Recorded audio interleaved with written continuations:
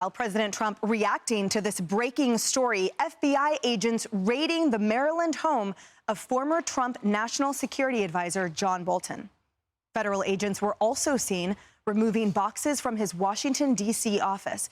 And while Bolton is not under arrest, sources close to Fox News tell us that this investigation involves classified documents. President Trump reacting to this breaking story earlier. Watch. I don't know about it. I saw it on television this morning. I'm not a fan of John Bolton.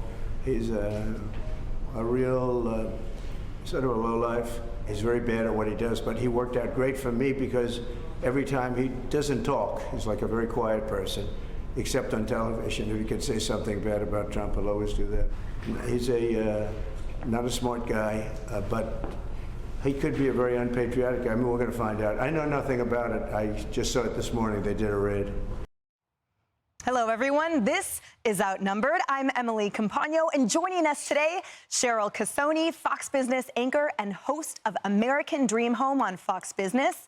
Tomi Lahren, host, Fox News contributor, and host of Tomi Lahren is Fearless on Outkick and FoxNews.com. Lisa Booth, Fox News political analyst, and Paul Morrow, Fox News contributor, attorney, and retired NYPD inspector.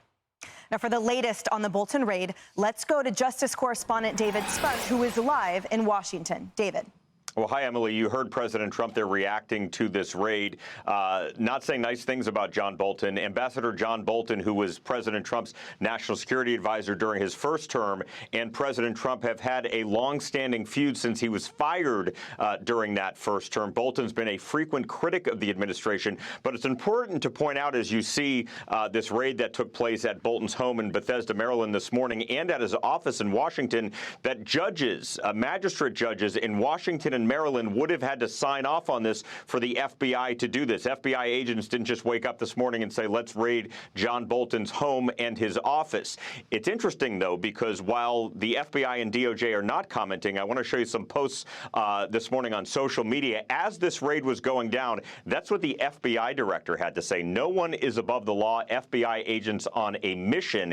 His boss, the Attorney General Pam Bondi, she posted, America's safety isn't negotiable. Justice will be pursued always. And then Patel's deputy, Dan Bongino, he posted, public corruption will not be tolerated. Now, we're told that agents are looking for potential classified documents. We're also told that these documents may be related to Bolton's book. Back in 2020, the Trump Justice Department sued over concerns that there might be classified information there. The Biden Justice Department dropped that about a year later, dropped that lawsuit a year later. So at this point, we don't know if there are any classified documents there. We don't even know if John Bolton's going to be facing charges. He's not under arrest. He's not in custody. He's not facing charges. But as your guests will probably note, this information at some point likely will be made public in some form, not the classified stuff, but maybe how many documents they were looking for, and then it could go before a grand jury. That's usually what the Justice Department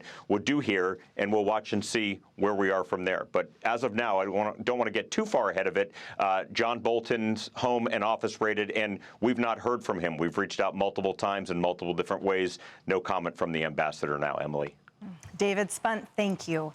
Thanks. All right, Paul Morrow, walk us through what had to have happened for this raid to happen today. What was the predicate on this? Okay, so operationally what happens here is the Bureau agents got to get this stuff together that they believe creates probable cause. What does that mean? It just means that the evidence they're looking for is probably there.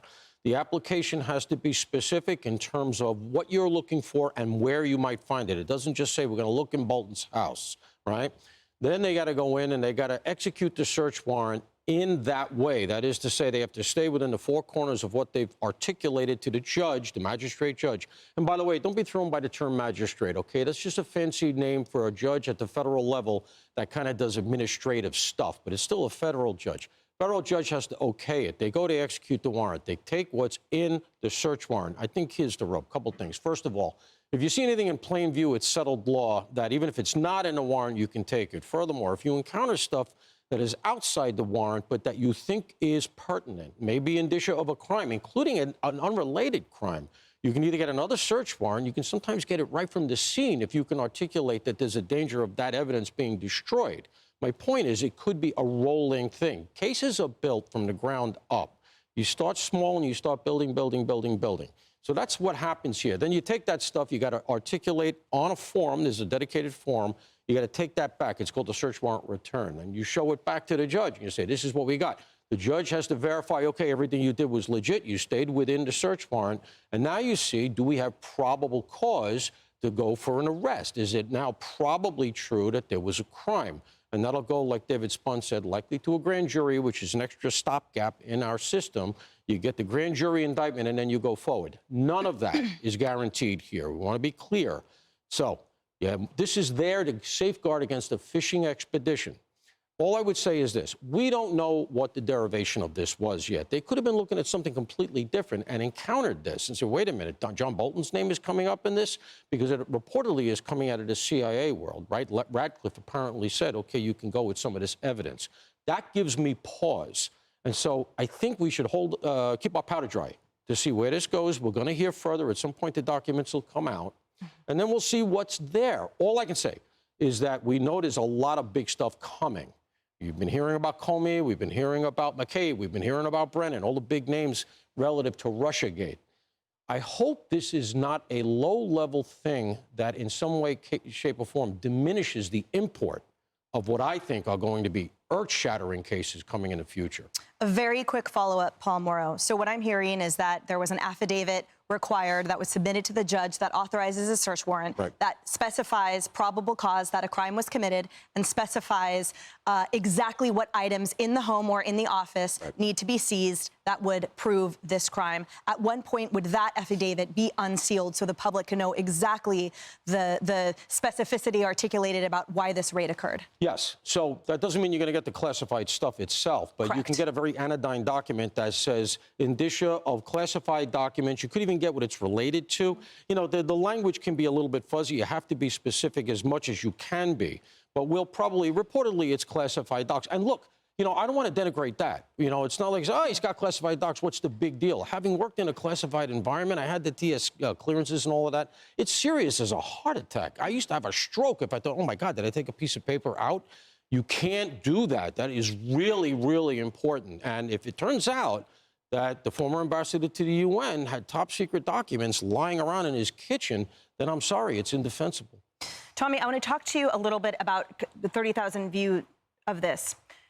The Attorney General Pondy has underscored multiple times that no one is above the law, and it's now been reported publicly that this probe was in existence prior to this, and that it was suspended under the Biden administration. So the point is that weaponization of justice certainly does not occur in implementing a raid or starting an investigation, but also in stopping a prior investigation. A lot to learn here. None of that will matter to the rest of the media, though, because the rest of the media will run with, all right, he's making Texas redo their maps. He's sending the National Guard to D.C., militarizing the police department, and now he's going after his political opponents. That is going to be the headline all day long, I would assume already is, on every other network. That, to me, is the travesty in all of this. There's so many great things to talk about. It feels like resurrecting history. I think it's important, to Paul's point, we need to get to the bottom of everything, right? And I really do trust Director Kash Patel and Pam Bondi that if they're doing this, they have reason to do it. However, my perspective as a news viewer is also, I think the American people at some point do get a little tired of investigations. They get investigation fatigue. And I think that it's important to maybe focus on the most important and prioritize those. Otherwise, it feels like you're throwing things at the wall and seeing what sticks. I'm not saying that's the case here. I'm just saying now that that's what the media will be talking about, undoubtedly, through the rest of the weekend. It's such a great point, Lisa, because I think, frankly, that the narrative on the left is somehow that this administration is going, crazy with all these investigations. But the reality is that the inverse is true, which is under the prior administration, there was a complete bucking of the system. And there was a lot of allegedly public corruptions and decisions and behavior that was never held to account. So is this finally restoring public's confidence in that officials are indeed treating classified information and everything else with the utmost care and importance that it deserves? I mean, to your point, Emily, I think people are really sick and tired of the rules are for thee and not for me crowd, which we're seeing, which seems to be almost all of public officials these days, whether it's Letitia James or Adam Schiff or even Fani Willis or James Comey, and the list goes on. And we've also seen a lot of mishandling of classified information, even the previous election cycle, where you had Biden and as well as Mike Pence, pile on President Trump. And then we found out that they both had mishandled classified information. So to what extent is that what this is about? Or is it lawfare, right? Because we've seen a lot of that as well. And that is wrong. To Paul's point, we don't know the full scope of the story here yet. We do know that John Bolton's book has previously drawn a lot of controversy surrounding the question of classified information, the room where it happens, talking about his time as national security advisor. He claims that he got approval from the NSC, but then there was a supplemental review. And then there's a subsequent battle in the courts between President Trump and Bolton over the book. He claims he got oral approval for the book, or what was in the book, but not written approval. I did ask my buddy Buck Sexton, who we all know of the Clay and Buck show, a former CIA officer, and he said that even with the CIA review board, they go on to say that the review is for the author's protection because any classified information that finds its way in the manuscript that is not explicitly authorized is the author's responsibility and legal liability. You would think he would know better with John Bolton, but we've also seen General Petraeus, former CIA director, find himself in hot water and legal jeopardy over the mishandling of classified information. So we still have a lot to find out. For a book, I would also add to this. It seems like a lot of headache to sell a book. You better make a lot of money on that. It's not worth it, is it? Yikes. Well, even it was, I believe, an ABC interview, Cheryl, where Bolton was talking about that he felt that this administration was sort of engaging in retribution against him and was slipping in. But in the paperback version, I mention it. So, yeah, I think there's a lot of self-marketing. But that's still, aside from the point of the stewardship appropriately of classified information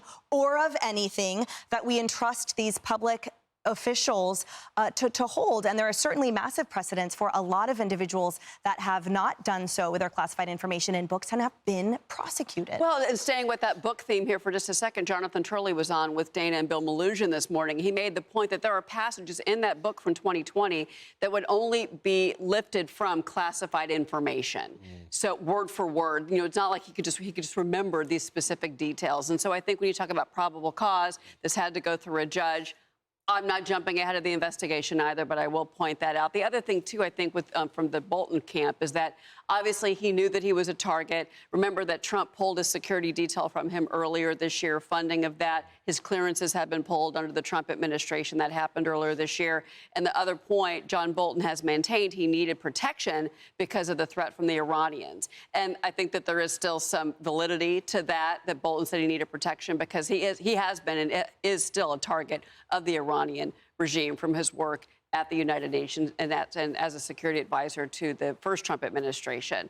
On the point of his attorneys, though, obviously his attorneys, they've been preparing for this day, I'm sure, for several months now, because knowing that he was a target, knowing that he's been on the crosshairs of the Trump administration. And by the way, when Mar-a-Lago was getting raided, to your point about the media, 3 years ago, John Bolton was on television throwing fuel on that fire and making sure that everybody knew that President Donald Trump was a criminal and this had to be investigated. So, things kind of come back to get you sometimes. And those previous statements and the attacks against the administration, you can't argue that Bolton was not surprised this morning. I'm sure he was not, his attorneys were not, by what went down this morning. Well, and again, just to reiterate, it was publicly reported that this was an existing probe already that was suspended under the Biden administration. So if he's not surprised, it's because he got notice years ago, certainly not just when Trump assumed office. And, to clarify, just to be clear, because it comes down to a memory issue, you'd have to argue that he has a photographic memory and all of this. You can't even take specific notes. If you take notes off a classified doc and you walk out with that from a SCIF, from a secure environment, that's just as bad. So I don't know what the argument against here would be if it's word for word. Hey, everyone, I'm Emily Campagno. Catch me and my co-hosts Harris Faulkner and Kaylee McEnany on Outnumbered every weekday at 12 p.m. Eastern, or set your DVR. Also, don't forget to subscribe to the Fox News YouTube page for daily highlights.